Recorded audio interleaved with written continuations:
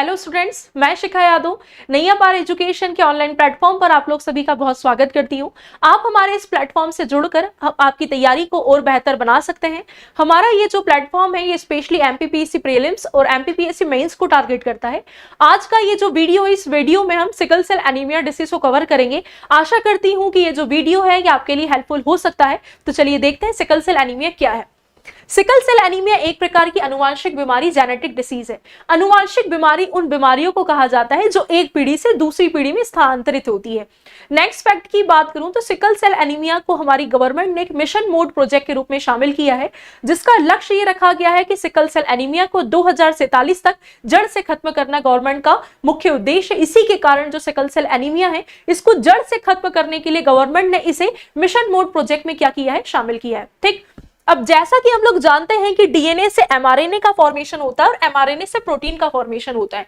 तो यहां पर यदि मैं बात करूं कि सिकल सेल एनीमिया के होने के पीछे का मुख्य कारण क्या है, तो कारण यहां पर यह माना जाता है एकल जीन उत्परिवर्तन, मतलब सिंगल जीन में म्यूटेशन के कारण सिकल सेल एनीमिया होता है। अब कैसे, तो हमारी बॉडी में क्रोमोसोम गुणसूत्र पाए जाते हैं। इसमें जो 11th नंबर का आपके पास गुणसूत्र होता है उस पर एक जीन का प्रेजेंस होता है एचबीबी जीन, और जो एचबीबी जीन होता है ये हीमोग्लोबिन के फॉर्मेशन में सहायक होता है।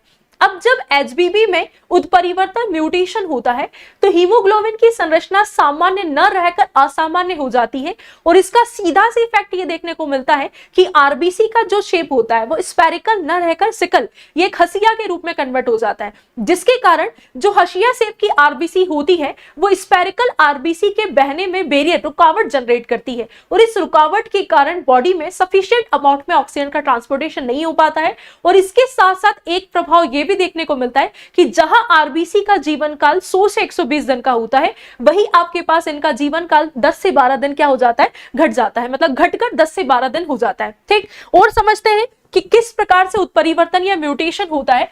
तो जीन में एक्चुअल में सीडीसी का फॉर्मेशन होना था, जहां पर सी होता है साइटोसिन, टी होता है थायमिन, सी होता है साइटोसिन। तो वो रूपांतरित होकर किसमें कन्वर्ट हो जाता है, तो वो सीएसी में कन्वर्ट हो जाता है, जहां पर सी साइटोसिन, ए एडेनिन और सी साइटोसिन है। इस जीन में म्यूटेशन के कारण एमआरएनए के 6वें कोडान पर भी परिवर्तन देखने को मिलता है।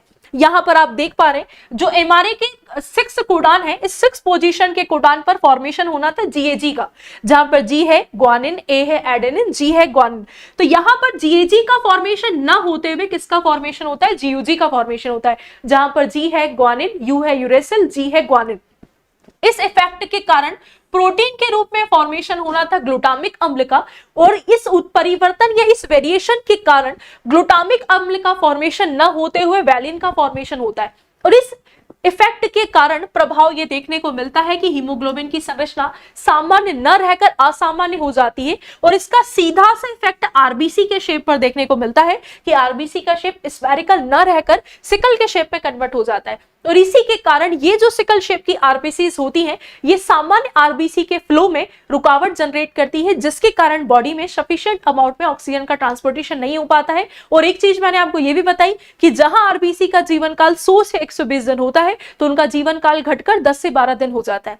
और सिकल सेल एनीमिया का सबसे एक रोचक तथ्य बताऊं तो सिकल सेल एनीमिया से अफेक्टेड जो पर्सन्स होते हैं उनमें मलेरिया के प्रति रोग प्रतिरोधक क्षमता सबसे अधिक मात्रा में देखने को मिलती है। ठीक, तो इस प्रकार से इस वीडियो में हमने सिकल सेल एनीमिया होने का कारण क्या है ये हमने कवर किया है। और अधिक जानकारी के लिए आप हमारे चैनल को लाइक, सब्सक्राइब करके जुड़े रह सकते हैं और अधिक जानकारी एग्जाम के पॉइंट ऑफ व्यू से प्राप्त कर सकते हैं। ठीक, आज की क्लास के लिए थैंक यू।